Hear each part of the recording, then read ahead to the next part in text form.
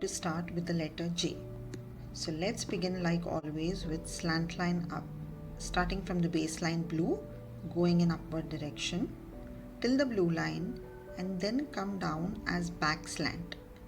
Remember, important thing here is we are coming down as back slant.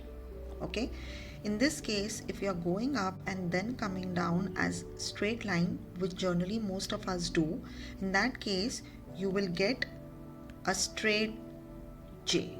Okay, because you will form a loop here and then this will give a straight look. Whereas if you want a slant cursive line, when you come down as back slant and then take a curve, then put a dot, one is giving a slant look, whereas in this case it is straight. So for students or elders who are writing the cursive in slant way, they will stick to this formation. For those who prefer straight cursive, they are going to prefer this kind of formation. Then again, following our pattern, that is, we are going to practice it for 4 times. The reason why we practice 4 times is we are trying to achieve alphabets that look identical.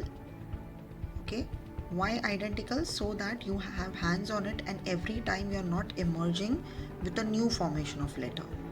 So see, here you can make out that all 4 are looking almost same, and once this is done, you can switch over to the next letter. That's all for today. To watch the videos in series, kindly like and subscribe the channel. See you in the next video. Till then, happy writing!